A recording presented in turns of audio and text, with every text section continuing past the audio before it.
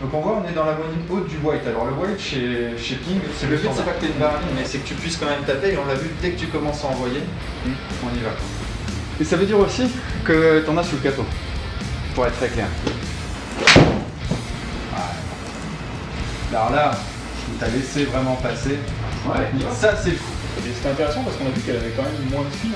Ah complètement. Elle a un spin, à partir de plus loin, elle avait moins de spin, donc il n'y a pas de secret en fait. Sur le 13 de Marcy, comment tu joues?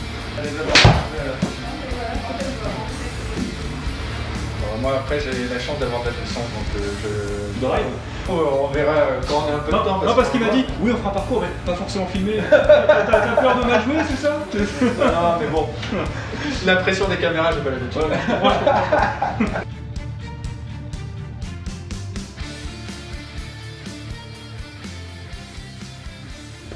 Salut à toutes et à tous. Bonjour, tu vas bien? Ça va et toi? Bah écoute, impeccable, ravi d'être là. Bah ouais, moi aussi, surtout que ça faisait un paquet de temps que je me disais qu'il fallait que je revienne faire ce fitting, hein. Donc il y a eu beaucoup d'aléas de son côté et du mien, et finalement on a trouvé une date. Parfait, aujourd'hui, donc on est parti. Comme je te disais, je suis venu avec ma liste de courses, parce que j'ai quelques questions et je pense que pas mal de gens peuvent se les poser. Toujours, ouais, moi je dois avouer que la plupart du temps quand on fait un fitting, le but premier en fait d'un fitting c'est de répondre à des questions que les personnes se posent. On est beaucoup dans le flou, c'est même pas une question de niveau ou quoi que ce soit, la personne elle peut être 0,2 handicap comme non classée. Il y a toujours des zones un peu d'ombre on va dire dans les clubs par rapport à tout ce qui se dit, donc ça permet surtout de prendre un peu de recul, et le but final d'un fitting de toute façon c'est que vous, les personnes qui viennent faire le fitting ont la réponse à leurs questions, c'est vraiment le but premier. Ok, donc pour rappel, j'étais déjà venu faire une première séance où on avait constaté que jouer des lames à mon niveau c'était pas adapté, clairement. Ouais, c'est exactement ça. Tu m'avais fait taper 3 fers 7 des fers de marque courante récents, et on avait vu direct la différence. J'avais gagné 5 mètres et surtout j'avais fait 3 balles quasiment identiques. C'est ça, exactement. Avec des contacts pas forcément les mêmes, donc...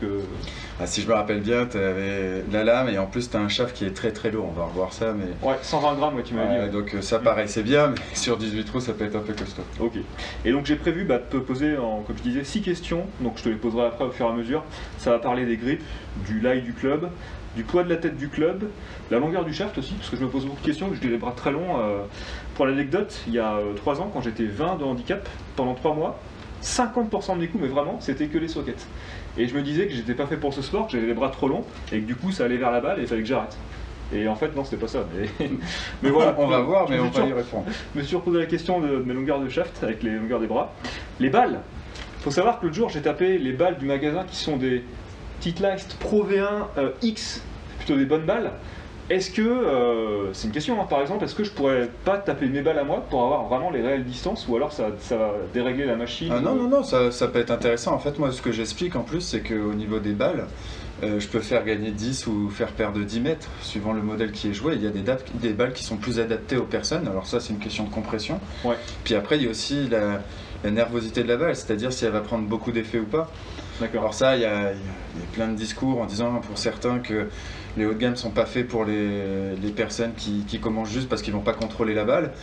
À l'inverse, on pourrait aussi dire que comme on commence, on a besoin que la balle crée un peu plus d'effet pour essayer d'arrêter la balle, il faut peut-être monter un peu en gamme. Mais par contre, elle prend plus de latéral si elle est trop... Exactement, donc après c'est tout un ensemble, mais en tout cas, moi par exemple, ici je fais des fittings de balles aussi. Ouais. Donc on en parlera. De toute façon, à chaque fin de fitting, je conseille une balle. Okay. Donc je conseille un type de balle. C'est pas une marque spéciale parce que réellement, toutes les marques sont bonnes, c'est un peu comme les clubs, et ils ont souvent leurs concurrents. Mais en tout cas, il y a 2-3 modèles qui vont en ressortir. Ok, et ben ça marche. On est parti? On est parti. Super. Ok. Donc j'ai le droit de prendre une nouvelle balle, ça te dérange pas? Ah non, non, alors là, j'ai aucun souci. Ok. Le match pour D4, c'est qu'après, si un jour on fait un fitting de balle, je vais te montrer que tu peux encore gagner, mais tout en étant au même prix. Sans toucher le logiciel. Ah, mais je te dis ça en rigolant. Réellement, c'est des très bonnes balles. Ah, c'est pour 2,50 €. C'est des très bonnes balles. Alors, réellement, on a 2 heures. Un fitting de fer, souvent, quand j'ai déjà vu la personne en 1 heure, c'est. Si on est sur 2 sessions, tu vois, comme on avait fait, soit en 1 heure, on est bon. Là, on va prendre un peu plus le temps. Ça me va, moi, jusqu'à 1h30. Donc là, tu vois, même avec les questions, etc., en 2 heures, on est bien. Ça permet de pas se presser. Ça roule. Est-ce que tu as un café? Non, merci, je viens de prendre le mien, je suis à bloc. Bon, bah, impeccable. Je te laisse t'échauffer. Parce que je viens de me lever, donc il fallait. Donc là, je suis en train de m'échauffer, je suis au fer 7.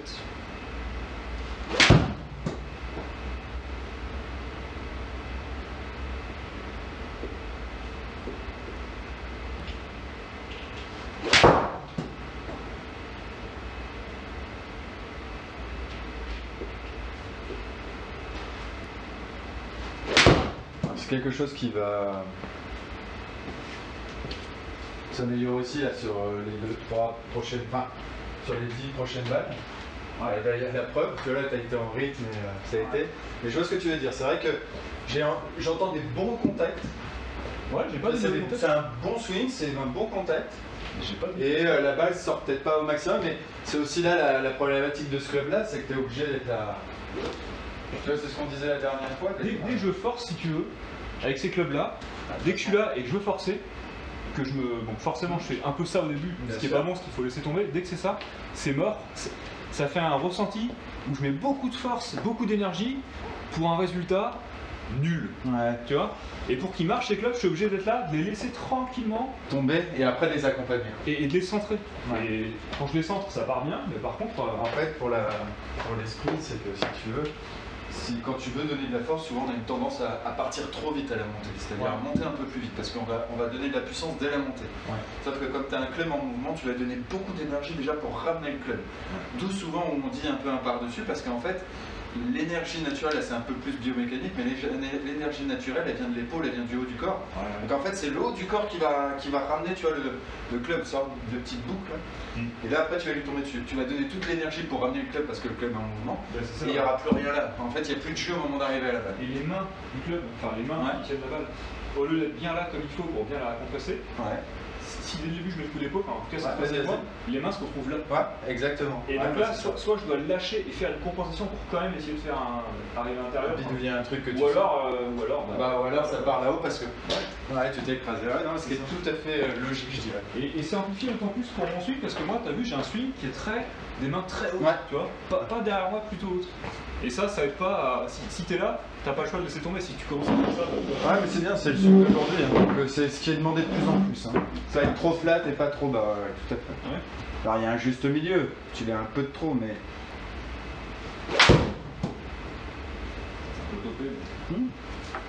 Très bien. Est-ce que tu veux qu'on regarde déjà un tout petit peu les résultats? Ouais, bien sûr, bien sûr. Que je t'explique. Alors. Donc là, on va à chaque fois parler un peu de ta balle. Hein, parce que c'est le résultat, c'est ce qu'on va rechercher. Et on va parler de ton club pour le pourquoi. Qu'est-ce qui s'est passé? D'accord.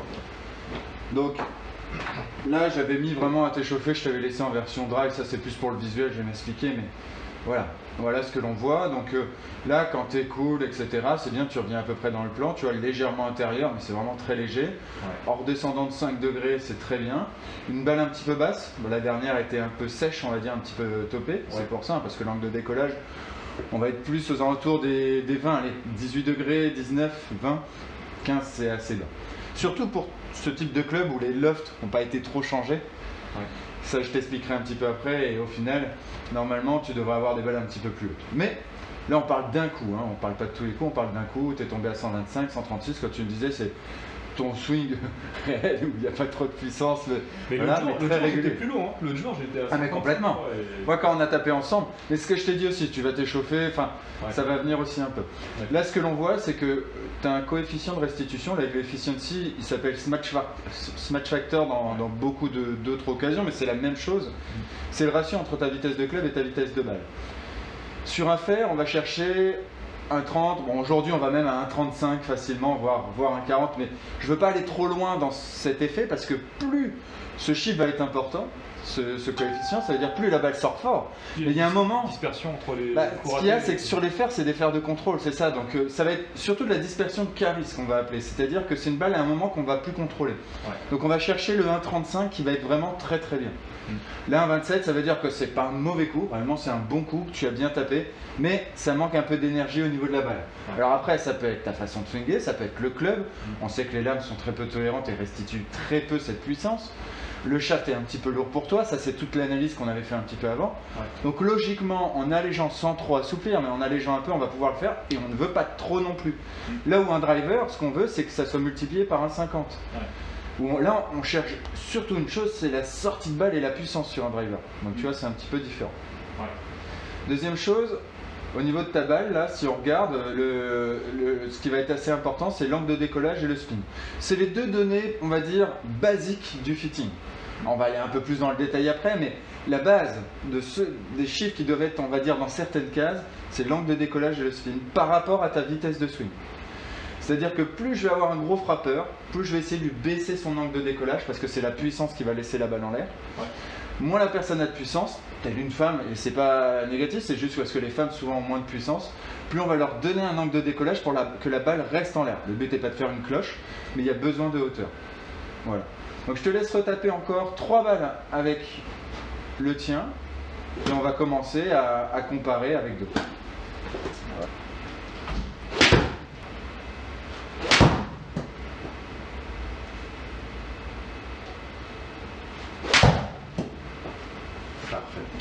En fait, ce qui est bien et ce qui est vraiment le plus important en golf, c'est le relâchement, ce qui va amener une régularité. Là, tu l'as aujourd'hui.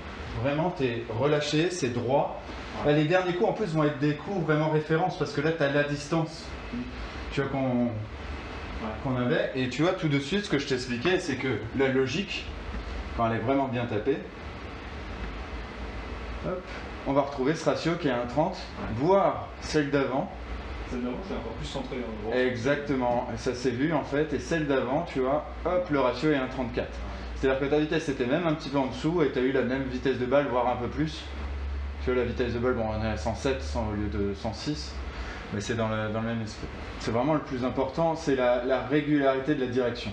Qu'après qu'on loupe un petit peu de temps en temps des coups, que les distances ne soient pas tout le temps bonnes parce que le contact n'est pas parfait, tu perdras beaucoup moins de points que avoir beaucoup de puissance et que ça parte à droite à gauche. Bah, c'est ça, ouais. Et là, quand tu te sers du poids comme tu le fais là tu t'en sers très bien. Donc, et tu ne vas pas le subir sur 18 trous. Parce que là, tu le laisses faire. Exactement, tu ne vas pas contre le poids. Donc ça, c'est très bien. Alors, donc on va commencer où je t'avais fait essayer une Apex. Ouais. Une dernière fois comme ça. C'est quelle marque Apex? Donc ça, c'est Callaway. Callaway. Okay. On va essayer après, on va essayer la P790 de chez TaylorMade. On va essayer le même concurrent chez Mizuno. Et on va faire la même chose chez Strixon. D'accord. Une fois qu'on aura fait ces 4 là, peut-être qu'on essaiera du Cobra, peut-être qu'on essaiera du Ping, on verra. Mais ce que je veux, c'est qu'on soit déjà sur des identités un peu différentes. Là, ce qu'on va faire, c'est que je vais te faire essayer 4 marques qui ont 4 équilibrages différents. Donc vraiment, dans la sensation, ça va être un petit peu différent. Pourtant, je vais te faire essayer le même grammage de shaft. Même shaft et des têtes de club différentes. Quoi. Alors, ça ne sera pas exactement le même shaft, mais ça sera dans le même grammage. C'est-à-dire que pour l'instant, on va essayer sur 95 grammes, on va vraiment alléger. Ouais. Peut-être qu'on ira entre l'entre-deux après. Mon but, c'est juste de voir s'il y a une marque avec laquelle son identité, tu es la mieux. Un club maker va t'expliquer, bah, alors, de toute façon, sur le même club, on va changer le swing weight, etc. Nous, on peut le faire aussi. Sauf que chaque marque a quand même une identité, et si on la transforme de trop, là, il y a un risque que la marque ne le fasse pas obligatoirement très bien. Alors que si on reste sur son identité, que c'est juste après les shafts que l'on va sélectionner, alors là on va rester vraiment dans le bon équilibrage. Donc déjà on va un peu tout essayer, c'est comme un entonnoir, on va tout essayer et petit à petit on va éliminer. Ouais. D'accord. Sachant que tout ce que je vais essayer sera plus tolérant que mes lames en fait. Ah, le but avant toute chose de toute façon c'est de gagner de la tolérance au niveau des lames. En faisant ça on va répondre un premier temps sur l'équilibrage, la deuxième après on va répondre sur quel shaft exactement il te faut, et après on va affiner sur la tête. Okay. Voilà un peu les étapes. Ça marche. Et au niveau des grips, alors on fait ça maintenant ou ça arrive en fin de fitting ça? Alors, nous on va le faire en fin de fitting parce que j'ai que des grips standards moi à l'essai. J'ai un ou deux grips, gros grips, mais je vais pas pouvoir te les faire essayer sur chaque. Donc ça c'est à la fin, je t'expliquerai ce que ça va pouvoir faire. Et genre t'as un gabarit où tu mets la main, tu dis bah voilà telle longueur de doigt c'est tel grip. Ouais, bah c'est ce qu'on va regarder tout de suite et même par rapport à ton gabarit toi. Alors on va le faire par exemple, la Ping l'explique très bien, mais ils ont chacun leur... on va amener ça et on va le montrer. Là c'est la petite tablette Ping, mais il y aura aussi la tablette Callaway, enfin Mizuno, ils les ont tous. Mais on reste assez proche de ce qui s'explique. Okay. Le fitting statique, c'est le fitting de base, mais ça ne veut pas dire que c'est ce qu'il te faut. Mais c'est par contre, on va dessiner, c'est la base, et après on va dessiner le club autour de ça et on va l'affiner. Okay. Et ça m'arrive de faire des changements parce que la personne n'est pas à l'aise, parce qu'en fait ça ne va pas du tout par rapport à sa façon de swinger. Et là on va faire déjà ce qu'on appelle le fitting statique. Donc tu vas te mettre pieds joints, un peu comme au garde à l'eau. Voilà, bien, parfait, les bras contre le corps. Donc là en fait, le but c'est de voir où arrivent tes bras. Et je vais prendre moi au niveau des poignets. Donc là tu es en train de déterminer la longueur du shaft. Exactement, c'est exactement ça. 35, 35 et demi. Très bien. Tu mesures combien? 1m79,5. Ici, donc, tu es 1m80, pour être très clair, on est en plein dans le standard. D'accord. Si on parle au niveau longueur, donc ça c'est pour Callaway, mais quand on parle d'un pour Ping, mais pour 1m80, réellement toutes les marques, tu vas être assez proche de ce qu'on appelle la longueur standard pour eux, qui est un fer 7 aux alentours de 37,5 inch. Ok. Voilà. On pourra mesurer juste le mien pour bien sûr, pour voir. je vais te montrer, je vais monter un club qui est mis à ta taille et on va voir en fait ce que ça donne pour toi. Ok. Par rapport à ce que j'ai vu, tu avais l'impression d'avoir des bras assez longs. Ouais. C'est le cas, mais pas tant que ça. Ouais, pas tant. Parce que je pense qu'à l'inverse aussi, tu as des jambes qui sont pas courtes. Non, par rapport à la taille de ton corps, donc en vrai. fait ça compense. Le buste étant un petit peu plus petit, il y a deux compensations. Ouais. Donc après c'est en mouvement et c'est là, en position de golf, qu'on va voir ce que ça donne. D'accord. Mais si on regarde là ce qui est marqué, si tu veux, tu vois avec 35 inches, on va pas toucher à la longueur et on va mettre limite même 1 degré upright, c'est-à-dire qu'on va remonter un petit peu la tête. Donc ça c'est en termes de line. Exactement, on parle déjà de line. D'accord. C'est-à-dire que La tête aura tendance à faire plus partir en draw si tu la remontes, c'est ça? pas spécialement. Alors en fait oui, Par rapport à ce on que va en parler de ça, mais ouais. En fait déjà dans l'explication, c'est tout simple, c'est que en fait le club quand il est à la bonne taille, le but c'est que la tête soit à plat. Mais pas que nous on soit obligé de compenser pour qu'elle soit à plat. C'est qu'on soit dans notre position, qu'on soit à l'aise et qu'elle soit à plat. Après, pourquoi je parlais de fitting statique et de fitting en mouvement, c'est parce que le but c'est au mouvement que ça soit important. C'est pas grave si la tête est là. Quand tu es dans ton stance et que tu vas commencer. Ça n'a pas que ça. Si au moment de taper, tu vois, moi par exemple, je vais me redresser un petit peu et qu'elle arrive à plat, c'est parfait. Et c'est ça, c'est à ce moment-là que c'est le plus important. Mais il est vrai que si, à l'inverse, quand la tête est à ce niveau-là, au moment de l'impact, là ça va créer un draw et ça va la faire partir à gauche surtout. C'est que ça va faire partir tout de suite à gauche. Et en plus, ça va créer un léger draw. Si en plus on imagine qu'on accroche un petit peu, on accroche surtout par le talon, donc ça va refermer encore plus la tête. Si à l'inverse on est sur la pointe, et je me mets sur la pointe aussi moins, pourquoi? Parce que souvent c'est quand les clubs sont trop petits. C'est-à-dire que ça c'est quand les clubs sont trop grands et les clubs sont trop petits. Si là on est sur la pointe, ça va être l'inverse. Je vais parler avec un sandwich très rapidement de ça parce que quitte à ce qu'on soit dedans, c'est important de le voir. Moi je pense que c'est clair pour nous, mais ça peut aider des personnes. Ah, complètement. En fait, ce qu'il faut comprendre, surtout sur les approches, avec les pieds plus haut, plus bas que la balle, ça se voit direct. Alors exactement, et puis en fait, tout ça c'est encore plus important avec le loft, c'est-à-dire plus le club est ouvert, et plus c'est problématique. Parce qu'en fait, si je me mets en face de la caméra, et que le lie est bon, le tee va être en face de la caméra. Si je le mets tout de suite après, tout en ayant la face, en fait, l'incidence du loft va faire que, de toute façon, déjà ma face, tout en étant bien alignée, est à gauche. Elle est fermée à la cible. Voilà, elle est fermée à la cible. Et donc là, plus le loft est important, et plus c'est problématique. Et c'est vrai que c'est là où on explique que quand la balle est plus haute que les pieds, obligatoirement, ça a une incidence aussi sur le loft, et qu'il faut toujours s'aligner à droite, et qu'à l'inverse, quand elle est plus basse des pieds, il vaut mieux s'aligner à gauche. Voilà. Et après, il faut arriver à faire le bon coup, ce qui est encore plus compliqué. Mais ça, c'est une autre histoire. Oui. Mais voilà un peu pourquoi on parle du lie. Le lie à la base, c'est vraiment très souvent un problème de taille de club. Parce qu'en fait, quand un club est trop long et qu'on est trop petit par rapport aux clubs qui sont faits pour aux alentours d'1m80, on va se retrouver avec la tête relevée. Et à l'inverse, quand ils sont trop petits, en fait, on se retrouve sur la pointe. Et c'est là où on va jouer un peu sur la longueur du shaft pour compenser. Mais pas trop non plus, parce que la personne qui a besoin qu'on lui coupe un petit peu, lui rétrécir, il y a un moment, c'est le bras de levier. Donc on va perdre en fait, on va perdre de la longueur et la personne n'a pas spécialement envie de perdre la longueur. Mais à l'inverse, la personne qui est déjà très grande, qui va mettre beaucoup d'envergure, si on lui rallonge de trop, il va perdre beaucoup de maîtrise. De précision. Exactement, parce que plus on est loin de la balle et plus c'est dur. Il y a juste à voir entre un driver ou un fer 3 et un fer 9, par exemple. Il y a certes le loft, mais il y a aussi le fait qu'on soit plus loin de la balle. Donc en fait, c'est exactement la même chose. Donc on va compenser et il faut savoir que le fait de ramener de 1 degré va éviter de rallonger d'1 demi-inch. C'est-à-dire que juste de changer d'1 degré, ça correspond à relever les mains d'1 demi-inch en fait, ce qui correspond à un peu plus d'1 centimètre. D'accord. Voilà. Bon bah écoute, je te laisse commencer à taper avec le Callaway et on va le laisser en standard avec un tout petit peu. T'as en tête l'ouverture du fer 7 Callaway? Ah, on regardera ça après, parce que là en tête, non, je pourrais même pas te... Enfin, je dois l'avoir, mais je voudrais pas dire de bêtises, mais c'est assez fermé. Il sera plus fermé, genre que mon Fer 7 là. Ouais. Il sera plus fermé. Après ça, il y a beaucoup de discussions par rapport à tout ça. Ouais. Par contre, il part plus haut parce que tu m'as expliqué que le poids était plus bas dans la case, donc ils arrivaient à faire des ballots quand même. Voilà, en fait, ils se permettent de fermer pour faire sortir la balle plus fort. Ouais. Par contre, voilà, le but est d'amener du poids plus bas dans la tête pour permettre quand même de lever la balle dès le départ. Ouais. Ça amène des balles plus tendues. Il faut faire attention parce que les personnes qui manquent un petit peu de puissance, etc. Aujourd'hui, exactement, il n'y a plus de spin. Et si la balle arrive en roulant et qu'elle traverse le green, il y a des parcours, nous, dans le coin, comme Marcy, on peut arriver en roulant, c'est pas trop dérangeant, heureusement parce qu'il est très long. Il n'y a pas trop de bunkers avant les greens. Bon, avant les greens, exactement. Quand je dis défendu, c'est pas sur les côtés, c'est devant. Devant, on peut arriver en roulant. Par contre, que ça soit Limer, alors si on va aux Aces encore, là, par contre, il y a intérêt d'arriver vraiment en l'air et que la balle s'arrête. Et en ce moment, comme les greens avec un peu le côté sec et sous très dur, il y a intérêt d'avoir un peu de hauteur. Voilà. Alors, je te laisse taper.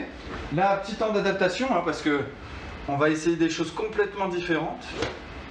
Alors déjà, il est beaucoup plus léger. Ouais. Ah bah là, c'est le but, hein, le but premier. Ah, c'est complètement raté. Ouais, mais c'est normal. Les premières balles, t'attends pas à avoir un très bon coup dès le départ parce qu'il y a un tout petit temps d'adaptation. Ouais. Oh, j'ai tendance à gratter aujourd'hui.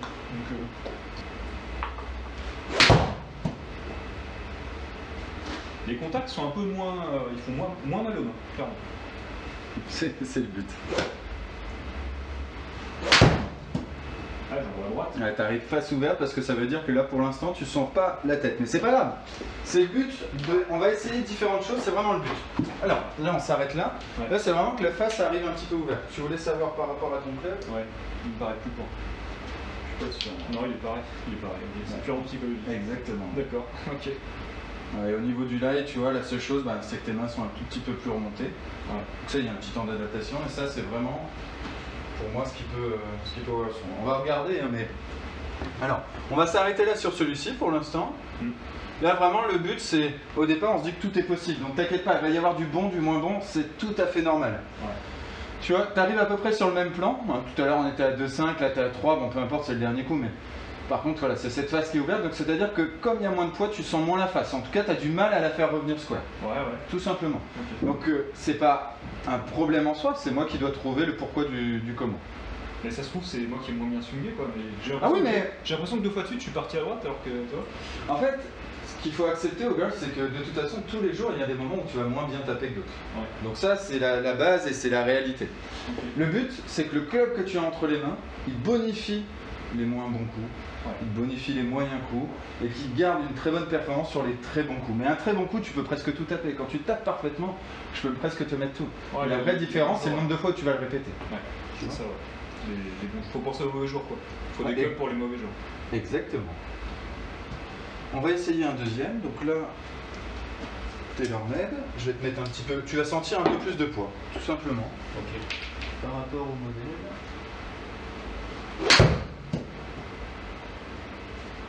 Ah, je suis pas bien. Non, mais c'est pas grave, t'inquiète pas. En fait... Je suis hyper rapide à la montée, c'est pas bon le jeu. Ouais, mais ce que je te dirais, en fait, c'est que moi, ça me dérange pas. Je vais pas analyser simplement le fait que tu as tapé de meilleurs coups qu'avec le tien. Parce que si c'est ça, demain, on refait la même chose et ça se trouve, ça sera l'inverse. Ouais. Ce que je veux, c'est que par rapport à tes vitesses, par rapport à tout ce que l'on voit, j'optimise en fait ce que tu as entre les mains. Après, il y a un petit temps d'adaptation, il y a des jours où tu seras mieux que d'autres, et tu vas voir, de toute façon, ça va venir aussi. Tout simplement en tapant déjà là, à chaque fois. Je vais juste ralentir ma montée parce que. Vas-y, je t'en prie. J'arrive à sentir quand tu peux taper. J'ai tendance à mal taper parce que j'accélère. Ouais, bah, on est tous pareils. Et c'est vrai que j'étais très étonné. Ce que tu n'avais pas la dernière fois, enfin là que tu as fait très bien, c'est à l'échauffement, c'est ton rythme. Ouais. C'est pas grave. C'est juste que là, ta face arrive un peu ouverte. Alors, je te laisse taper encore 2-3 balles avec celui-là, histoire de prendre en main, et on va en taper 2 peu.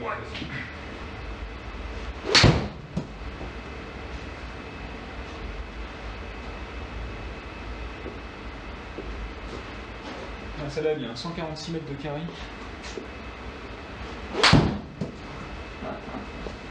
Ah, j'en ai fait une bien avant.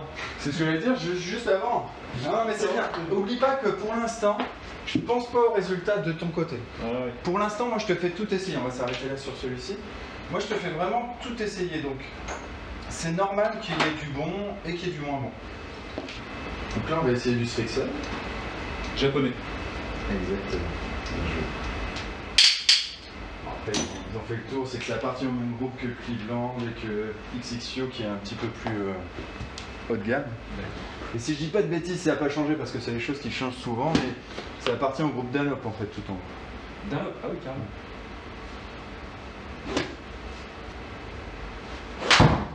Et c'est normal avec tout ce que je te mets entre les mains, différent, que tu sois pas à l'aise tout le temps.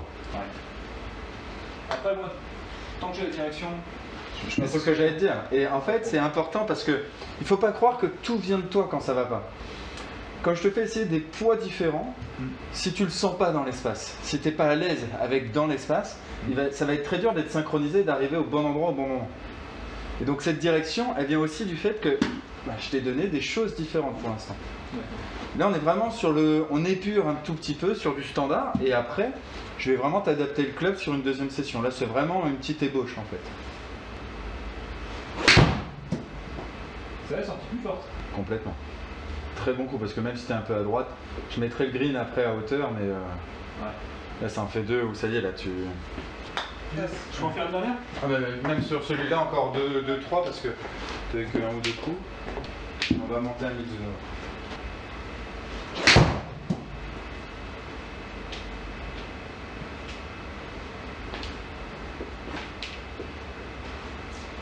Les japonais, ça marche bien, hein. J'ai l'impression. Alors en plus, ce qui est intéressant, c'est que sur là, on est sur du 90 grammes, hein, mais on est en stiff. Et tu vois, c'est un discours que j'allais avoir un petit peu après, mais je vais t'expliquer, je vais te laisser taper Le stiff, celle-là. c'est pas les mêmes entre les mains. Oui, alors ça c'est vrai, mais attends, tape et tu vas comprendre un petit peu plus loin. Et alors, tu as tout à fait raison, c'est-à-dire que, alors, suivant les marques, c'est pas les mêmes, mais je dirais suivant les modèles. En fait, le plus important dans un shaft, ça va être le grammage. Le grammage, en fait, va déjà déterminer un minimum la flexibilité. Un shaft à 90 grammes ne sera jamais aussi rigide qu'un shaft à 130 grammes. Ouais. Après, c'est qu'un stiff à 90 grammes et un stiff à 130 grammes, c'est sûr qu'il y a deux mondes. Puis après, ça dépend où sont les points de flexion à l'intérieur. Plus ça va être haut, plus ça va être rigide. Si on connaît après ces spécificités, il y a une logique dans tous les shafts. Mais il est clair que je peux te trouver un régular plus solide qu'un stiff. Ouais. Ah, mais non, mais c'est bien, parce que tu m'avais pas fait vraiment une... Je peux dire des bêtises ou je peux dire une merde ou pas? Vas-y. Mais tu m'en avais pas fait avec celui-là, donc... C'est complètement raté. Mais il en faut. 24 mètres offside. Ah, si tu faisais que des balles droites, ça serait pas mal. Non mais c'est bien, c'est représentatif d'un vrai jour, tu vois, où j'ai des ratés quand même, c'est bien. Bah, on en fait toujours un petit peu, donc c'est sûr que si tu ne fais pas de raté, je vais me demander ce qui va se passer. Mais il y a des jours quand même au golf où il y a une journée de temps en temps qui arrive où Ça sort. on n'a pas de loupé non plus. Ouais, c'est bien. Mais c'est pas si souvent que ça. Donc là on va finir sur le Mizuno et on va faire un premier point. En fait, dès que j'aurai fait ce premier point, là on va aller un peu plus dans le détail, dans la réponse en fait à toutes ces questions que tu te posais. C'est-à-dire que pour l'instant on n'a pas répondu à grand chose. On a parlé un peu de lie, on a parlé un peu de longueur de shaft, mais je t'ai pas expliqué qu'est-ce qui te correspond le mieux et pourquoi. J'avais besoin de te voir taper un petit peu avec différentes choses pour commencer à avancer et qu'on aille un tout petit peu plus dans la précision par rapport à tout ça. Donc à chaque fois je te fais essayer du tolérant mais en version forgée. On est à peu près sur les concurrents à chaque fois. Il se peut qu'on affine un petit peu sur les têtes juste après. Quelque chose d'un petit peu plus fin au moins sur les petits fers. Je pose un peu les questions. Ouais.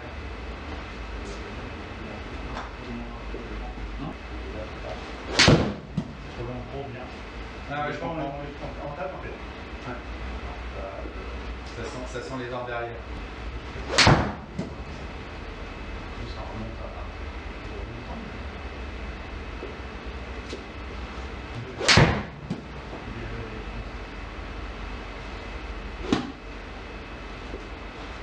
Merci.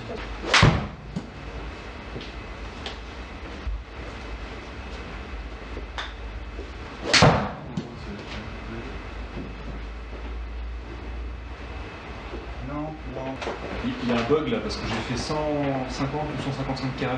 Non, il n'y a pas de bug. Là, c'est là où c'est problématique et c'est trop. Elle est tapée n'importe comment et pourtant elle fait quand même de la distance. Ouais. Non. Là, tu tombes dessus, mais ça, en fait, tu vois là, par exemple, il y a une perte de contrôle. On est en plein dedans. Ouais. C'est-à-dire la balle sort trop vite par rapport à ce qu'on recherche, même si c'est pas un bon coup ou quoi que ce soit. Ouais. Mais là, on n'est plus dedans. Dans l'esprit, pour t'expliquer ce qu'on a fait, c'est que je t'ai mis un shaft régular assez léger. Juste avant, tu avais un stiff assez costaud. Ouais. Et tu vois, il y a un juste milieu dans le contrôle de la balle. Ouais. Là, sur ce modèle-là, en fait, si tu veux, c'est la version pro. La version pro, en fait, métal, c'est pas la version la plus dure, même s'il y a marqué pro. Ouais. C'est une version, en fait, entre vraiment le côté tolérant et le côté un peu forgé, et la balle gicle énormément. Et on voit que là, en tout cas, c'est pas ça. Elle sort super fort. J'ai eu même un truc où ça a roulé à 170. Enfin, exactement. Donc là, c'est là où, tu vois, on n'est pas du tout dans la recherche de ça. Ouais. Mais ça existe. C'est des clubs qui existent. Mais c'est vrai que là, on n'est pas du tout dans la recherche. Là, c'est vraiment pour valoriser une distance, quelqu'un qui a des problèmes de distance, etc. Nous, ce qu'on veut, c'est priorité le contrôle. Ouais. Et si on peut gagner un peu de distance, un peu de confort, très bien. Mais la priorité, c'est le contrôle. Ouais. D'accord ? Donc, par rapport à ce qu'on a vu, si on prend un peu là les résultats, et comme je disais, hein, c'est vraiment une ébauche. Mais dans l'esprit de ce que l'on voit, c'est au niveau des vitesses de balle. Hein, si on voit bien que là, 117, 116, c'est le Mizuno, c'est celle qui sort le plus fort. Srixon, avec lequel tu as été à l'aise, on voit bien les bonnes balles, c'est 114, ce qui est déjà très bien. On a quelque chose qui arrive à 17 degrés, donc tu vois, par rapport au 15 de tout à l'heure, c'est déjà un petit peu mieux, même si on va essayer de solutionner un peu ça. Le TaylorMade, j'en ai une à 112. Bon, c'était pas top, c'est pas celui. C'est pas ouf, Et le Callaway, le premier, pas du tout bien, mais pareil, c'était le début. Donc par rapport à le taper maintenant, ça se trouve, il y aura une différence. Exactement, mais par rapport à ce que j'ai vu, je vais l'agrémenter un petit peu. Ouais. En fait, ce qu'il te faut, c'est avoir de la solidité dans le shaft. Tu es habitué à ça par rapport à un régular assez lourd. Ouais. Il faut de la solidité, c'est garder cette sensation-là. Par contre, comme je t'ai dit, je veux l'alléger un peu parce que sinon ça ne va pas. Ouais. Donc on va passer plutôt sur des choses plus rigides, mais un peu plus légères. Et le régular souple est pas spécialement intéressant parce que, en fait, il va être bien sur 2-3 rythmes, mais il va te créer un peu d'effet extérieur, la tête va vivre un peu. Ouais. Il faut qu'on augmente le point de flexion. C'est-à-dire que le point de flexion, il faut qu'il monte un petit peu. Il ne faut pas qu'il soit trop bas. Ouais. Si le point de flexion est trop bas, à ce niveau-là, la tête va être trop joueuse. Ouais. Et elle va agir un petit peu trop. Si on monte le point de flexion sur le haut, ça va rigidifier le shaft naturellement. C'est souvent comme ça qu'on fait passer d'un régular à un stiff. Aussi. Il faut savoir que souvent la différence entre un régular et un stiff, c'est le point de flexion qui est un peu plus haut. Donc là, en tout cas, c'est ce qu'on va aller chercher. Je vais te faire essayer des choses sur du stiff léger ou des régulars un peu costauds qui ont très peu de points de flexion. Ouais, voilà. C'est des choses un petit peu différentes, mais on va rester aux alentours de ces 95-100 grammes, mais avec des choses un peu plus rigides. Voilà. Donc là, on va commencer vraiment à être un peu plus précis par rapport à tout ça. Et au niveau de la tête de la Callaway, je vais te faire essayer une Apex Pro. L'Apex Pro, par rapport à la Apex, elle va te donner un peu plus de toucher. D'accord, ok. C'est bien parce que tu vois, à la fin je serai fatigué et ce sera bien représentatif d'une séance ou d'un parcours. Alors c'est bien que tu en parles parce que ça c'est très important. C'est-à-dire que souvent les personnes me disent « Ah mais là je commence à être un peu fatigué » ou « à la fin j'en peux plus ». Moi j'ai besoin de ça parce que comme tu le dis, sur 18 trous, il y a un moment où on le sent, notre baisse de régime, on va dire. Simplement, d'avoir les pattes un peu coupées, d'avoir en fait cette notion un peu de fatigue. Et moi j'ai besoin d'aller dans l'état de fatigue parce que c'est celle qui va nous donner le plus d'informations parce que c'est là où on voit les défauts ressortir un peu plus et donc on veut savoir ce qui se passe dans ces moments-là. Alors, donc ça, nouvelle version d'un Callaway, plus adaptée à ce que tu recherches. Je te dis pas encore que c'est ce qu'il te faut. C'est lourd. Mais en tout cas, on va vraiment dans cet esprit-là. C'est juste, voilà, on ressent un peu plus de poids. Donc, tu sais, des formations, c'est fait par Srixon, c'est très... Ça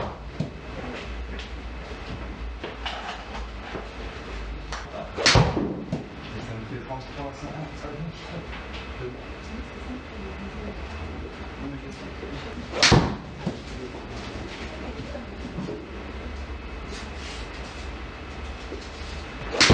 Et donc là, ce qui serait intéressant, c'est qu'on essaye un jour. Juste pour comparer, si tu veux. Alors, qu'est-ce que ça a donné dans les sensations déjà? Comment toi tu sens les choses là maintenant qu'on commence un peu à aller... C'est plus simple que celui d'avant et c'est plus contrôlé. Je fais du 140 carry. T'as la puissance, tu retrouves des sensations un peu plus proches de... Ouais. Très bien. Ça part moins. Avec le Mizuno, ça partait vraiment loin, mais ça partait. Le Mizuno, on va changer complètement la physionomie. J'ai l'impression d'avoir une face trampoline, tu vois, un peu comme un bois qui. Complètement, mais c'est exactement ça. Mais c'est bien que tu l'as ressenti, mais c'est exactement ça.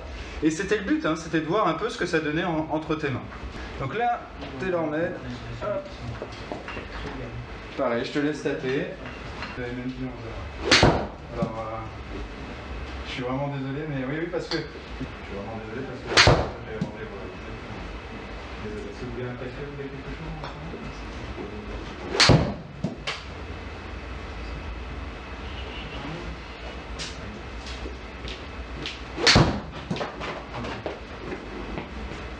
On va aller un petit peu à gauche, mais ça c'est pas grave. Ici en intérieur, ça me choque pas trop, on verra sur la précision sur la fin. On va réessayer le Strixon qui m'avait bien plu. J'ai pas fait des bonnes balles là. Là je. Ouais, tu l'as pas trop bien ressenti, mais déjà tout à l'heure quand je te l'ai mis entre les mains. J'ai fait 2 pointes et je. Alors déjà tu vois le P790 là où il va me déranger.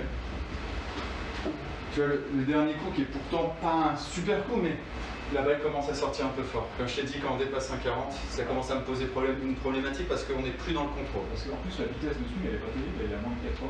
Ouais, elle est à moins de 80, mais la balle sort très bien. Mais là on est. Alors ta vitesse de swing qu'elle soit pas terrible, c'est pas grave parce que plus tu swings lentement, plus tu contrôles. Non mais par rapport à avant, j'étais plutôt à 80, tu vois. À ta vitesse de swing, on est tout à fait d'accord. Toi normalement tu es plutôt aux alentours de 80. Alors je te dirais même si tu vois, si on regarde un peu le P790, j'ai des soucis, des balles un petit peu basses, des spins un petit peu bas. Ça sent que si tu veux après le faire 6, la balle elle s'arrête jamais sur un gars. Ouais. Par exemple. J'ai pas eu des bonnes sensations avec là. Hop. Donc on revient sur le Strixon. Chausser du coup.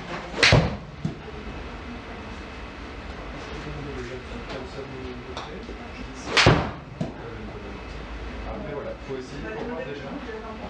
Exactement ce qu'on fait dans ce.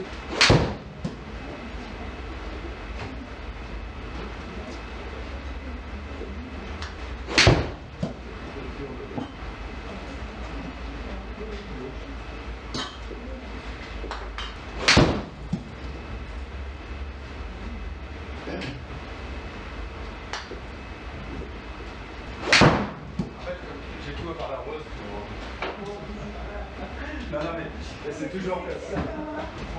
Je sens le petit ça que je vais ramener. Il y a une petite couture ici, mais on ne l'a pas à l'intérieur. Ça jette. Celle-là, je la sens beaucoup mieux que les autres. En fait, ouais, mais on a trouvé. Alors là, je vais t'approcher sur les autres dans cet esprit-là. Mais on a vraiment trouvé ce qu'il faut. C'est-à-dire que si on a de la légèreté avec de la rigidité, tu vas te retrouver avec quelque chose que tu contrôles. Alors, la légèreté, pas trop non plus, il faut sentir le club dans l'espace, mais c'est exactement ça. Et tu peux l'envoyer quand tu as envie. En fait, ce qui me plaît là, c'est que les quelques dernières, tu les accélères, parce que j'ai les chiffres à côté là quand je parle. Ouais. Donc quand tu as envie d'accélérer, tu peux. Ouais. Sur certaines zones, tu subis, quand il y a trop de points en tête, tu subis le truc et tu vois, bah, ça retombe un peu plus facilement.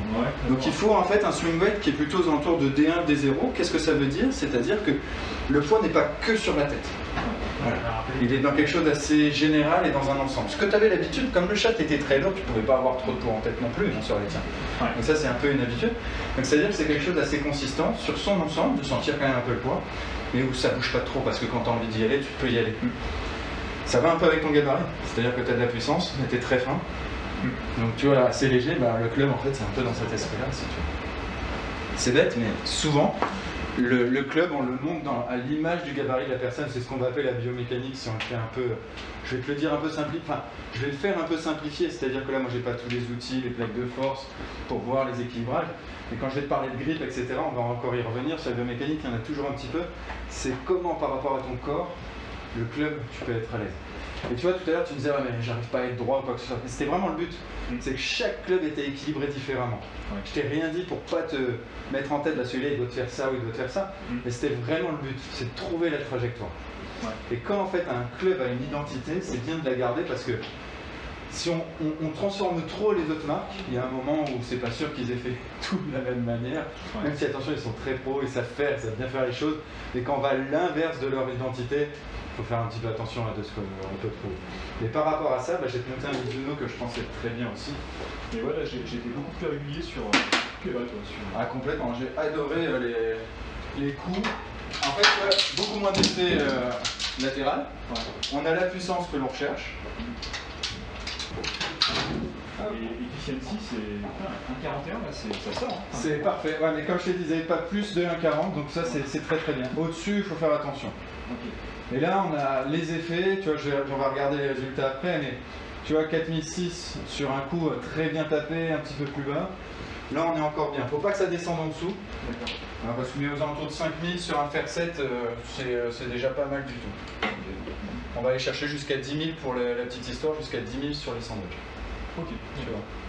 Et sur un driver, on est plutôt à 2005. Merci. Donc là, je te montre un Mizuno. On reste du côté asiatique, hein. Oui. Ça plaît bien. On a l'impression que c'est de nouveau de lame, non? Enfin, non, alors en fait, ça c'est la JPX, mais version forgée. Ouais. On revient vraiment sur la concurrence de ce que je t'avais tapé. On l'affine un petit peu, ouais. Mais par contre, en fait, elle est quand même évidée. Il y a de la tolérance, tu vas la voir en tapant. Et comme tolérance? Ouais. Il y a une très bonne tolérance, même, je te dirais. Hop.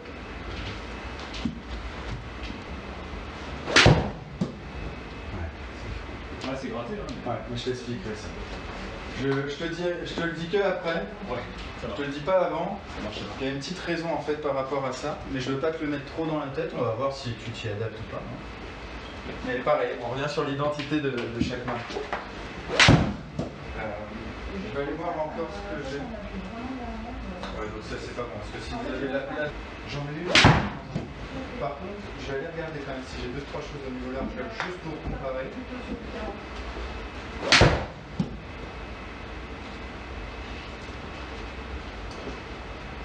Ça, il faut qu'on passe pas.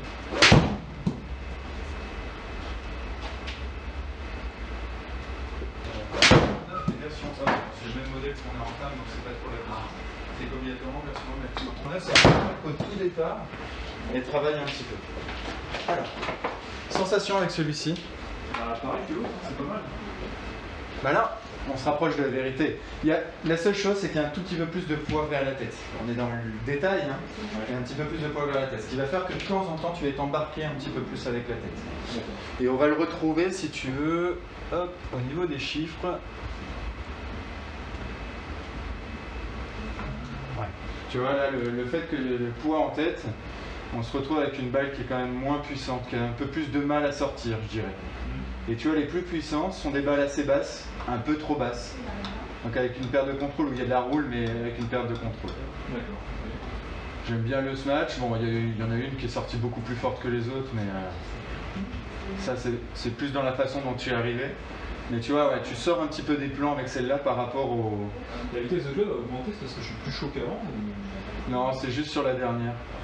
Il y a un petit coup de... Parce que la droite, tu vois, je suis à 83, tout à l'heure j'étais à 80. Ouais. C'est en fait le fait d'avoir du poids en tête, tu accélères un peu, mais tu perds un peu de contrôle. D'accord.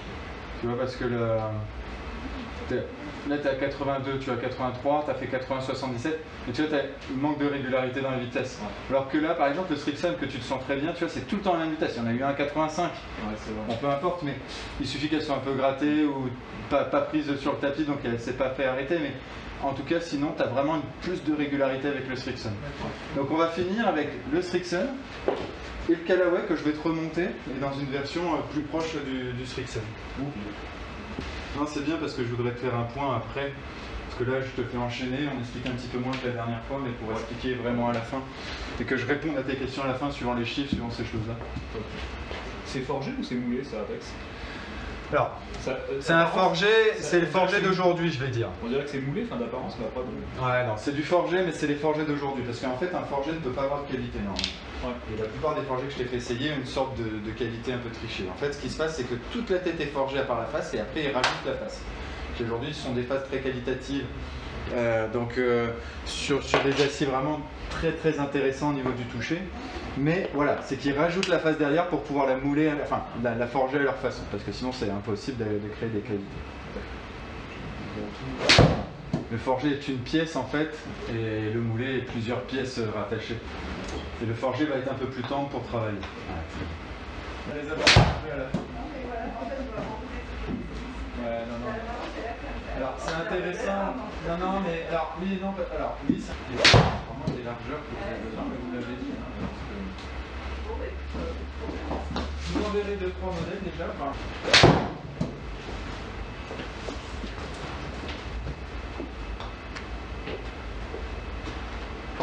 Je m'étais permis de mettre le drapeau à 142 mètres parce que pour moi, c'est à peu près la longueur à laquelle tu dois retomber à 140 mètres, 135, 140 pour arriver à 142, 145.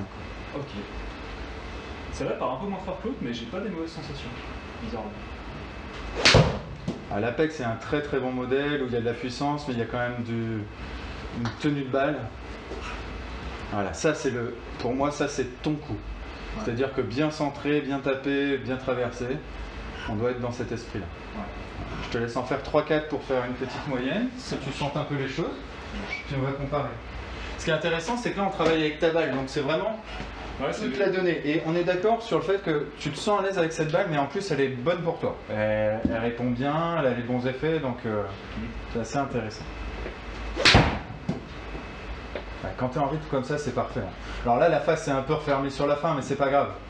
Ça, c'est plus technique où tu as la face qui se referme un tout petit peu sur la fin, mais tu es en rythme, la balle gicle, tu finis ton geste, c'est.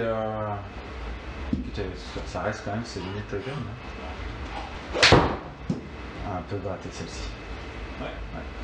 Alors là, on voit, si tu veux, le nombre de balles que tu as tapé, et le côté un peu fatigue, ou de temps en temps, tu vas avoir cette main qui va se refermer un petit peu sur la fin, mais c'est pas grave.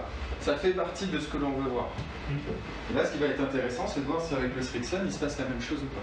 Parce que là, on est sur les mêmes grammages. C'est pas exactement le même shaft, parce que chaque marque va proposer des shafts, même si on a beaucoup de choix, plus adaptés que d'autres sur les têtes.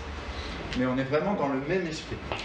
Les points de flexion sont très proches. On va dire que si c'est pas les mêmes marques, ça pourrait être les mêmes shafts. Vas-y, je t'en prie. Ah bah alors là, je t'en prie. Je peux même aller t'en chercher, t'as ce qu'il faut? Non, t'inquiète, j'ai ce qu'il faut, j'ai pas vu. Bon, bah super. Je sens que je commence à transpirer. Ah bah petite pause, ouais, c'est normal. Je vais t'allumer la clim, c'est le bon côté de l'intérieur. Normalement, c'est vrai que c'est au bout d'une demi-heure que les personnes transpirent, donc t'es pas mal. Ah mais attends, je t'ai enlevé la... la petite flèche. Donc tu vois, comme à chaque fois qu'on change de club, c'est normal, tu vas te retrouver à avoir un ou deux coups d'adaptation. D'accord. Un tout petit peu, puis je vais te mettre la flèche. Ah. Le risque de vouloir, c'est bien que tu sois en rythme, et de temps en temps, ce qui se passe quand on va être vraiment de s'appliquer, d'être dans le rythme, c'est d'oublier de finir un petit peu sur la fin. Ouais. Et là, c'est ta face qui arrive un petit peu.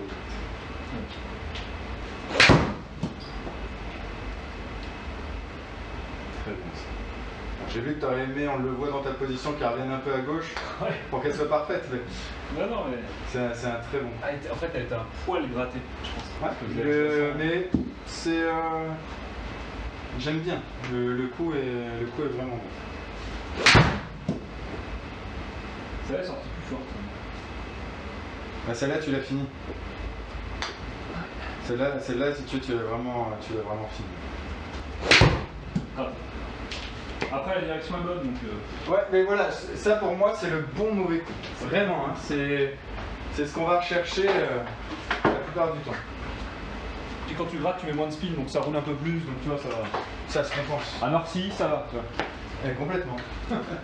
On va faire 3 balles avec un modèle, juste voir ce que ça donne un peu en comparaison de ta balle. Mais on est quand même sur une 3 pièces pour pouvoir travailler les effets là-bas. Bon, ça c'est un petit peu gratté, mais c'est pas mauvais.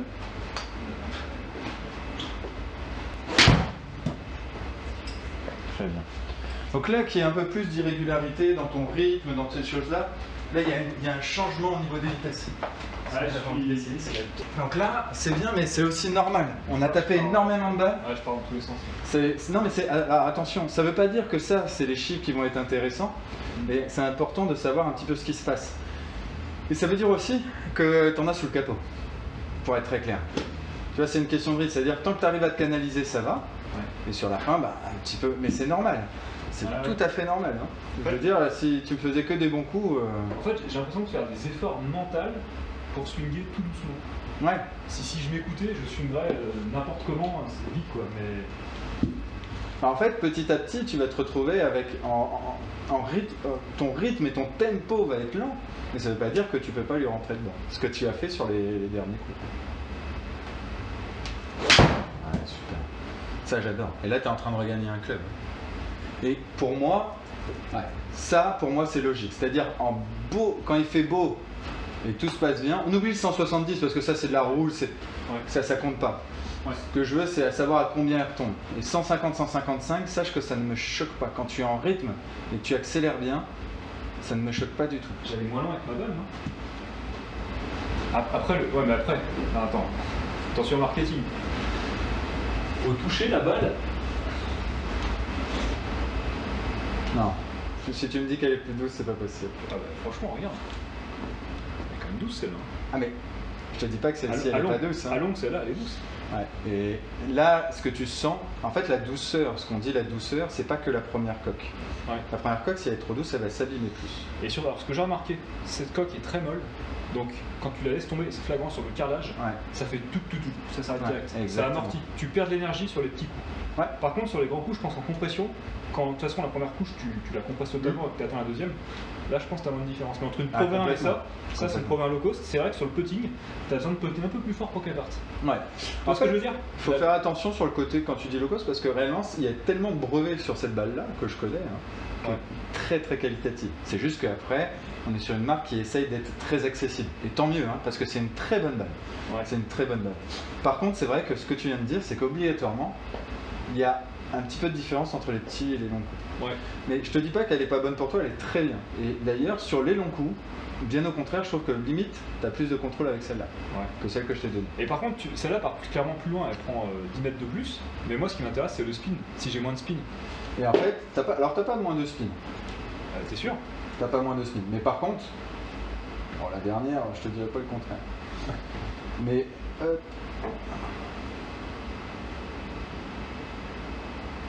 t'as beaucoup moins de spin. Et là, c'est beaucoup trop bas même. Sache-le. C'est beaucoup trop bas. C'est-à-dire que, comme je t'expliquais, dès qu'on va descendre, pour moi, il faut que tu sois aux alentours de 5000. Tu as déjà une marque de fabrique qui est pas énorme au niveau du spin, tu vois, et elle est faite. Et j'adore le Srixon, mais c'est vrai que tu vois, on va finir là-dessus. Entre le Apex et le Srixon, le Apex va créer un petit peu plus de spin. On va faire le dernier test. Donc tu vas faire 5 balles et 5 balles. Ouais. Alors attends. Tu vas faire 5 balles avec celui-là et on va reprendre le 5 balles après avec l'Apex. Et on va regarder un petit peu les différences. Prends le temps entre chaque coup, parce que là on est sur la fin et après on va parler un peu grip. Finition au niveau des lails.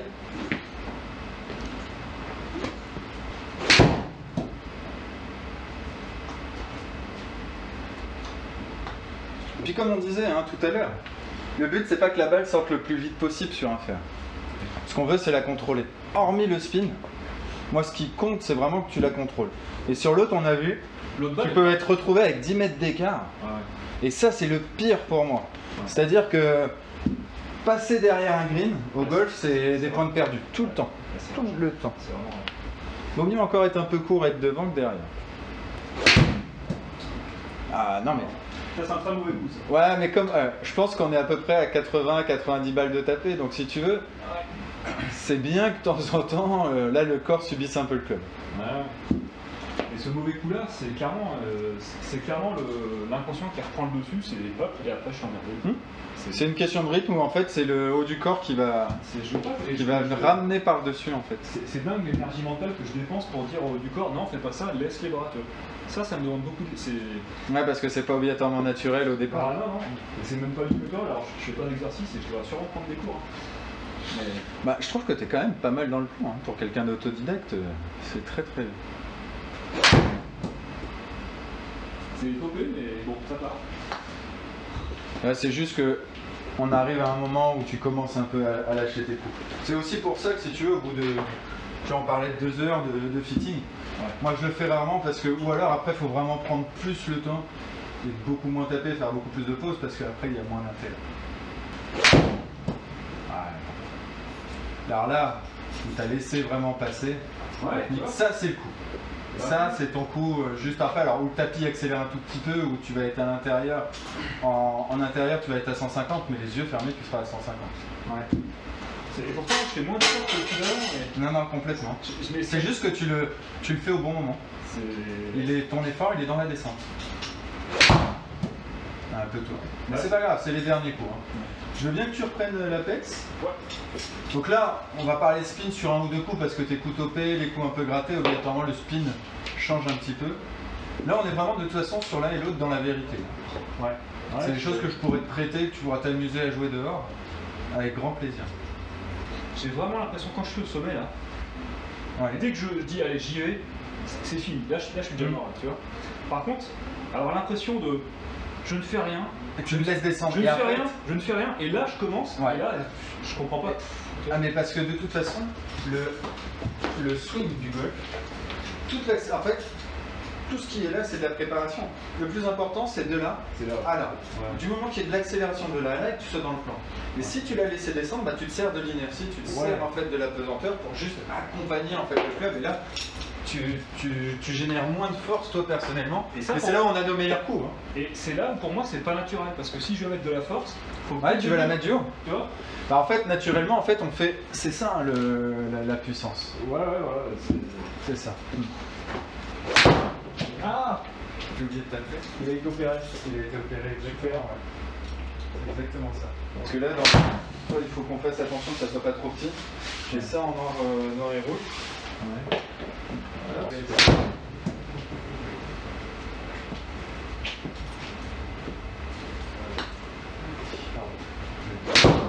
En gros, c'est juste des fois on a des surprises parce qu'on a trop utilisé.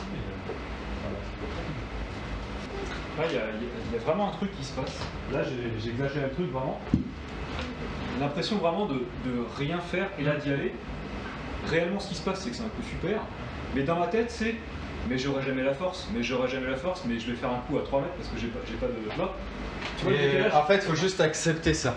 Ouais, je comprends, mais il faut juste l'accepter parce que tu es en plein dedans. Et pourtant, dans l'impact, ah ouais, ok. Et après, je suis moins enfermé, les bras ils sont bien là. Ah ouais, exactement. Ah non, mais c'est tout à fait ça. Non, mais c'est exactement ça. Mais c'est bien que tu l'aies compris, tu le ressens, tu le sais.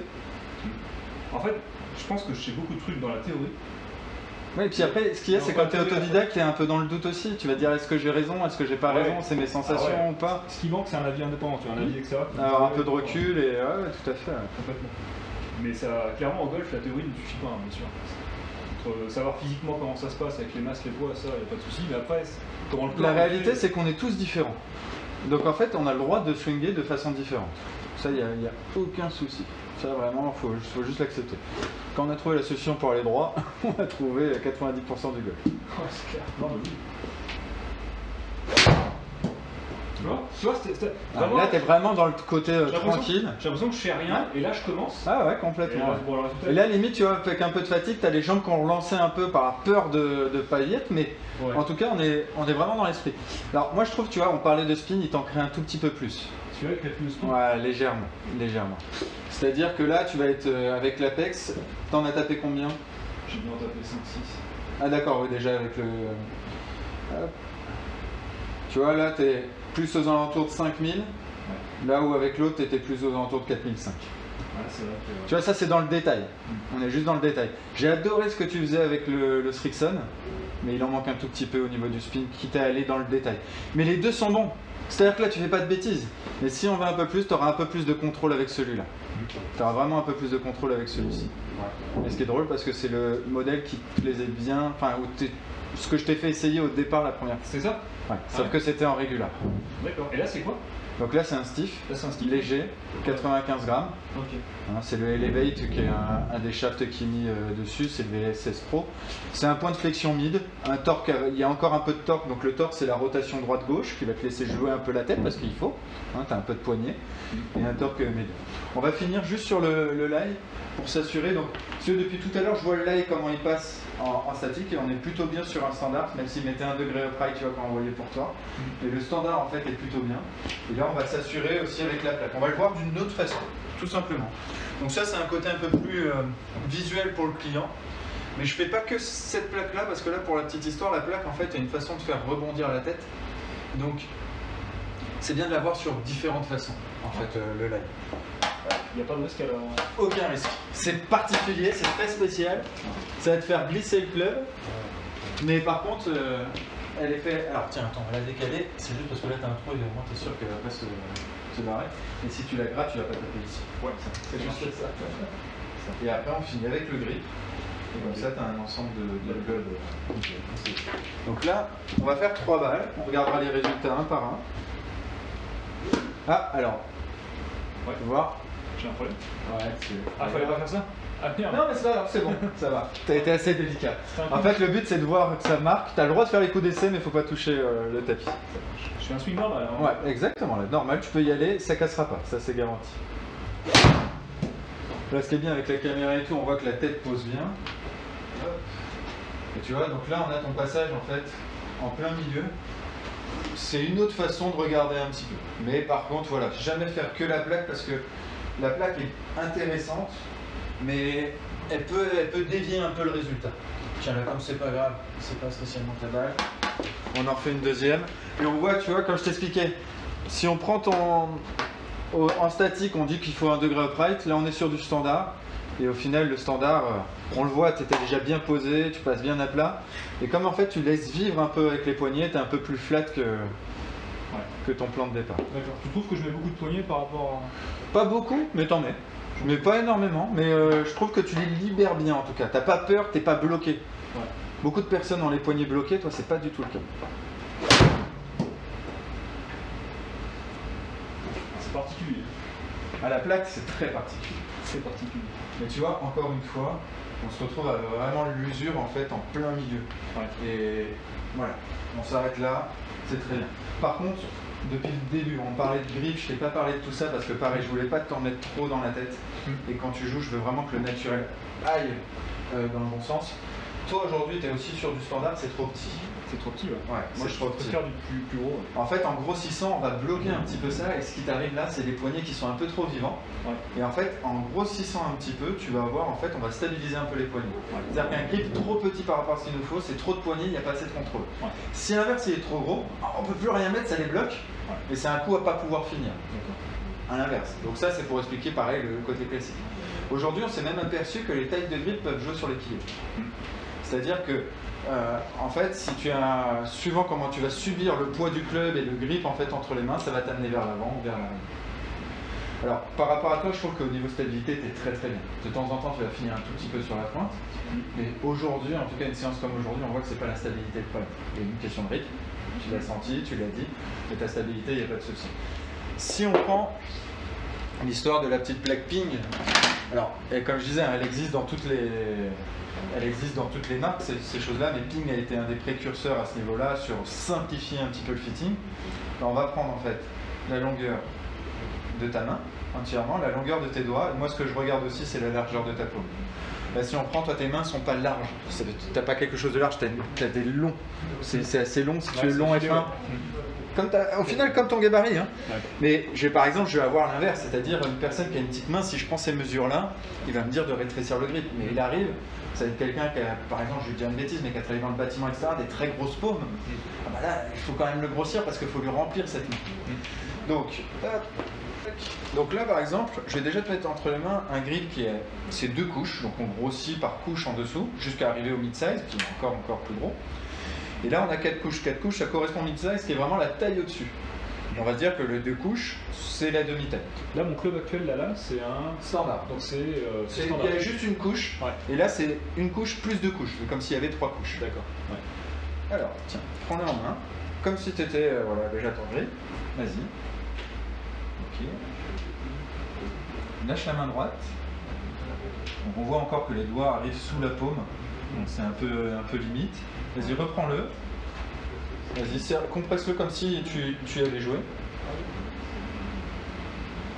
On voit en tout cas que tu le tiens bien, ça c'est pas un souci. Tiens, on fait la taille au-dessus.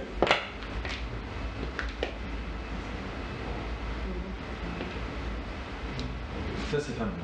Enlève une main. Là on voit que les mains vont arriver juste sur la paume. Ouais. Donc ça c'est la taille juste en dessous le mid-size. Ça c'est pas mal du tout. Maintenant on va regarder entre ce que je pense. Alors je sais que le driver, j'avais adapté le grip. À mon avis, c'est du mid-size, je sais pas ce que t'en penses. Ouais, c'est ça. Ça, c'est le mid-size. Donc là, réellement, il y a une couche d'écart, donc c'est pas grand-chose. Hein. Si on parle d'une couche d'écart, on est vraiment dans le, je te dirais, dans le détail pur. Et là, il y a vraiment juste une couche d'écart. Alors, donc, pareil, je vais prendre tes mesures. En taille de gant, tu prends quoi?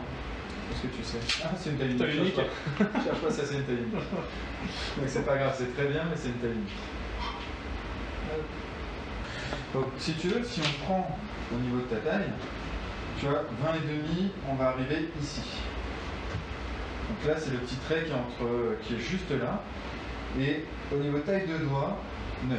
Donc on voit, on est dans la moyenne haute du white. Alors le white chez Ping, c'est le standard. Donc quand il y a la moyenne haute, bah, c'est grossir un peu. Le mid-size va être légèrement gros. Ouais. Je suis dans le détail, hein.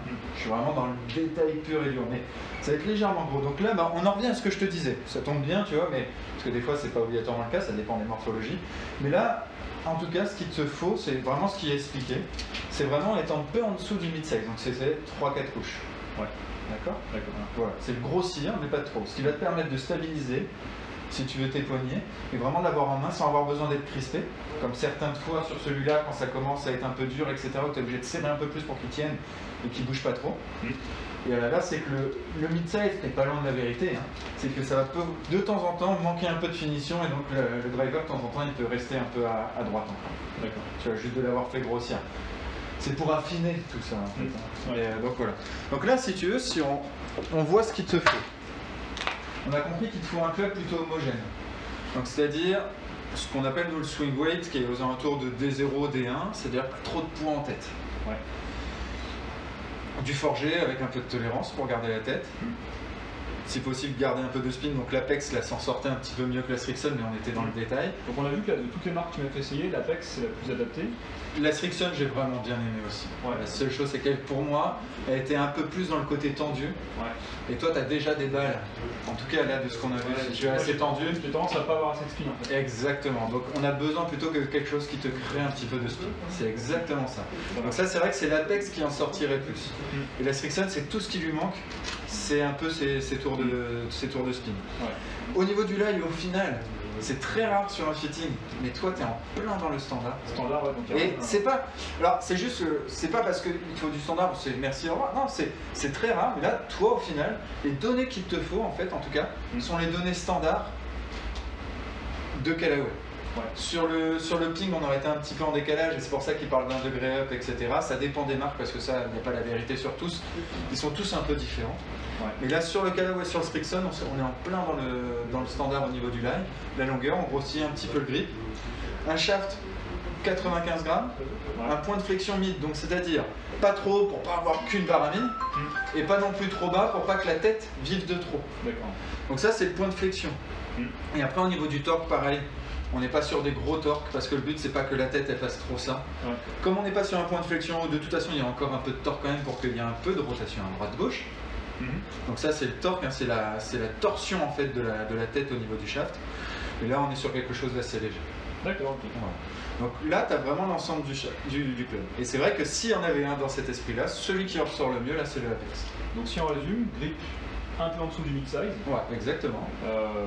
Permet de stabiliser un peu plus les mains. Ouais, tête de club, donc on a du Callaway Apex. Exactement. Le shaft, donc c'est... On est sur un Elevate, c'est un True Thumper si on parle de la marque. C'est comme les Dynamic Gold en fait que tu avais, hein, pour être très clair, c'est la même boîte on va dire au départ. Sauf qu'avant moi j'avais des 120 grammes, c'était des exactement, 125 grammes exactement. 125 grammes, et là on va être sur du 95 grammes. Ouais, c'est exactement. Et il y a marqué stiff, mais c'est pas vraiment du stiff, c'est du... Alors, c'est pas que c'est pas vraiment du stiff, c'est que comme on est sur quelque chose de plus léger, c'est un stiff assez confortable. C'est-à-dire que c'est pas les stiffs très rigides. C'est un petit stiff quoi. Exactement. En fait, si on va plus loin, c'est que normalement, quand on parle de flexibilité, on va parler de fréquence. C'est ce qui va déterminer la flexibilité d'un shaft. C'est-à-dire que vous faites vibrer le shaft, il y a une machine qui est faite exprès, que j'ai pas là aujourd'hui mais que j'ai moi normalement au magasin.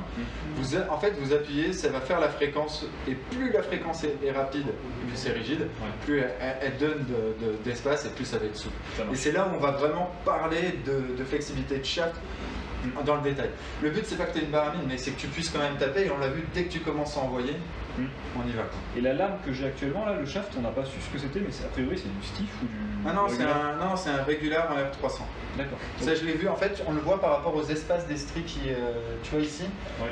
Tu vois, en fait, là, l'espace va déterminer entre le régular et le stiff. Et à l'époque, là, on le voit par rapport au grammage qu'on avait pesé, on sait que c'est le R300 classique. D'accord, ok.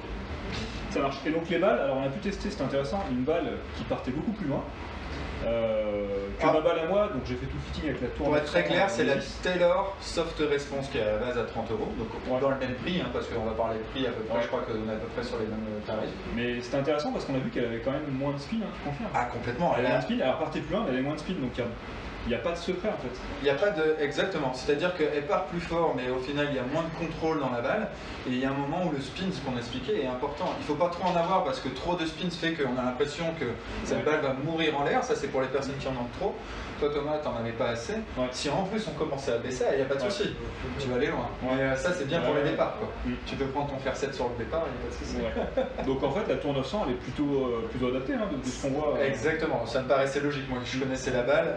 Ça me paraissait logique avant que tu vois, quand tu m'en as parlé au tout départ, je dis bah ça va me permettre d'essayer. Je t'avais dit que j'allais te faire essayer une balle. Et on a vu que là, en tout cas, c'était pas la bonne solution. Et c'est vrai que pour avoir changé de balle, hein, mes anciennes balles qui étaient des balles moins chères où je faisais pas forcément gaffe, en prenant la 900, elle était plus douce au contact, mais j'ai direct constaté que j'étais pas forcément aussi long qu'avant. Mais il n'y a pas de secret en fait. Non. Ce qu'on gagne en spin, on perd en longueur, mais c'est pas grave parce que au moins on arrête la balle sur le début. Il y a un juste milieu, c'est-à-dire que le plus important, c'est que on est entre guillemets 7-10 mètres entre chaque clou et qu'il y ait une vraie régularité à ce niveau-là. Ouais. Ça, c'est la base. Après, si on peut avoir 5-10 mètres de plus et qu'on contrôle encore la balle, très bien. Mais il ne faut pas tout le temps rechercher la puissance et encore moins sur les fers. Ouais. Parce que sur les fers, le seul but qu'on a, c'est que si on est à 130 mètres, qu'on tape un bon coup, bah, qu'on fasse 130 mètres à 5 mètres près. Je veux dire, on ne cherche pas encore comme les pros, mais qu'on soit sûr du résultat qui va arriver. Si c'est pour une balle qui va, comme on disait tout à l'heure, qui va voler derrière, toi qui connais Marcy, t'es au 13, bah c'est l'eau. La plupart des golfs, de toute façon, si on est derrière le green, c'est un point de perdu. Donc c'est vraiment important de contrôler, c'est ce qu'on appelle nous cette dispersion de carré, parce qu'en fait c'est ce qui n'existait pas avant, parce qu'avant bah, c'était surtout une difficulté de faire bien partir la balle. Et depuis qu'on a cette tolérance un peu dans les clubs, c'est un peu d'élasticité hein, au niveau de la face. La qualité en fait et l'effet trampoline, bah, forcément si on prend au centre, ça agit. Voilà, donc le but c'est de contrôler ça quand même, et là pour ton niveau et pour ta puissance, bah, plus on a de puissance, de toute façon, plus il faut éviter cette phase trampoline. Elle va être très intéressante pour les personnes qui manquent énormément de puissance, sur les anciens, des personnes qui ont des faibles vitesses, ça, pas de souci. Parce qu'à faible vitesse, on centre facilement la balle, donc on chope facilement le trampoline. Exactement. Mais par contre, on a moins de puissance, donc bah, on se sert de ça. Quoi. Et puis s'il y a moins de compression, en fait, la régularité du trampoline va être plus intéressante. Ouais. Mais par contre, dès qu'on a de la compression, il vaut mieux réduire cette histoire de phase trampoline parce que c'est là où de temps en temps on a 10-15 mètres de plus. Ouais, on survole le green. Et pendant le fitting, j'ai un client d'ailleurs qui est passé, qui adorait ces clubs, mais qui dit là j'ai une problématique, de temps en temps j'en ai une qui sort de trop forte et je veux avoir quelque chose où je ressens un peu plus les choses. Donc moi après ce que je te propose, je peux même te les prêter, que ce soit là ou plus tard. Tu vois un petit peu dehors ce que ça donne. En tout cas le Fer 7 Apex. Et si tu veux comparer avec le Srixon pour voir ce qu'on a vu là, le comparer, ça va être grand plaisir. Et puis voilà. Après moi il y a un truc, mais c'est si on a le temps. Je t'avais dit une fois qu'on s'est croisé sur un golf, c'est si on a le temps, c'est de se faire un jour 9 trous. Ça c'est avec grand plaisir, c'est de te voir un peu dehors. Et on a très peu parlé de ton golf, hein, donc il faut savoir qu'Antoine est un joueur assez, voire très bon. Hein. C'est quoi ton golf? Très bon, non, mais je suis 5 de handicap. Après, voilà, moi j'ai eu la chance de commencer jeune. T'as le geste naturel quoi. Ouais, j'ai un geste qui est très naturel et bon, quand ça va bien, ça va droit. Quand ça va pas droit, c'est comme tout le monde, c'est très problématique. Je suis pas non plus plus régulier parce que je joue pas énormément. Mais voilà, j'ai la chance d'avoir commencé très jeune et puis après moi d'avoir eu des métiers en fait. Ce qu'on est en train de faire là, en fait, moi j'étais spécialiste des produits pour Callaway. J'étais même juste spécialiste jusqu'à l'Europe du Sud, hein, sur quelques pays où j'ai passé énormément de temps sur les practices et donc aussi taper des balles. Donc j'ai pas trop à me plaindre par rapport à ça. Voilà, j'ai eu des moments pour moi pour taper. Donc tu m'expliquais, dans ta carrière avant, tu accompagnais les équipes de pros partout dans le monde, c'est ça et tu... Non, alors, non, pas exactement. En fait, moi j'étais spécialiste sur plusieurs pays et en fait ce qui faisait qu'on avait un camion, on se travaillait un peu sur plusieurs pays et tout ce qui était en dessous du niveau de l'European Tour, ils ne sont pas tout le temps accompagnés par les marques à chaque tournoi comme les autres les personnes de l'European ou du PG. Et donc en fait, quand on passait dans leur coin ou qu'on ça nous permettait de voir un petit peu, et eux faisaient un point avec nous, on s'occupait des amateurs. Je me suis aussi occupé, on allait voir les pôles France, les jeunes, etc. Donc c'est vrai que tous ceux qui passent aujourd'hui, il y a de grandes chances que je les ai croisés à un moment, mais c'était pas des noms à ce moment-là. Et puis après, j'ai eu l'expérience aussi bien avec les non classés comme avec des très très bons joueurs. C'est ce qui m'intéresse et c'est ce qui fait la beauté en fait de ce métier, parce qu'en fait on est tous différents et c'est intéressant pour tout le monde et à tout le monde. D'accord. Et pour l'anecdote, sur le 13 de Marcy, comment tu joues? Moi après j'ai la chance d'avoir de la puissance, donc Tu drives? Je drive et il me reste 100 dans les périodes où ça roule pas non plus trop, mais automne ou printemps, il me reste 100 mètres. Il te reste 100 mètres après le drive, et là donc ouais, il n'y a pas de souci. Non, là, y a pas de souci. Et tu drives droit parce qu'il faut être droit, parce qu'à gauche c'est en limite et à droite il faut à droite, être droit. le lag est mauvais parce que Ouais, à droite, c'est mauvais, mais avec je préfère. Mais je le drive de toute façon, et après pour finir, ça m'est arrivé d'être un peu plus court, et tant qu'il me reste 140 ou 150, je préfère attaquer. T'attaques à 150 mètres au-dessus de la flotte. Alors après j'ai la chance du tout, pareil, c'est que bah tu vois, moi je vais être à peu près dans les puissances que tu viens de faire là, hein, mais j'ai un fer 7 et que tu contrôles bien. que je contrôle bien. T'as confiance à faire. Tout à fait. Puis je me dis qu'au pire, je suis dans l'eau en 2, 3, on sort de l'eau. Et comme tu chips comme un dieu, 4, tu te mets à côté du drapeau. Non, c'est bien pour ça que je préfère y aller directement, parce que de toute façon, en assurant devant, je suis pas sûr de pas être dans l'eau. Donc oui, parce que oui, on on flaque tous des fesses parce que ouais, c'est vrai que exactement. C'est vrai. J'aime bien cette expression, mais c'est exactement ça. Ça marche. Voilà. Bon, en tout cas, merci beaucoup. J'espère que c'était intéressant. Bah, merci à toi. On a eu toutes les infos qu'on avait besoin. Bon bah super, c'est ce que j'allais demander. Et puis surtout, c'est que ça soit toi, que ça soit même les personnes qui regardent, s'ils ont des questions, des choses comme ça, qu'ils n'hésitent pas de te les poser. Ouais. Et puis on pourra se revoir pour répondre à ces questions, même si c'est juste comme ça, pas devant la caméra, mais c'est avec grand plaisir. Carrément. Parce qu'il y a toujours des questions qui reviennent derrière, et je suis là pour ça. Donc tu veux qu'on fasse un parcours ensemble, mais pas à filmer parce que tu as peur d'avoir la pression, c'est ça? Oh non, tout va, on peut se faire notre trou, on verra quand on a un peu de temps. Non, parce qu'il m'a dit, oui on fera parcours, mais pas forcément filmé. T'as peur de mal jouer, c'est ça? Non, mais bon, la pression des caméras, j'ai pas l'habitude. Bah, merci un peu. Voilà, merci beaucoup en tout cas, Et merci puis, pour ton temps. Bah, Et puis c'était un plaisir, c'était un plaisir. Ça marche. Bonne journée à tout le monde. Ciao.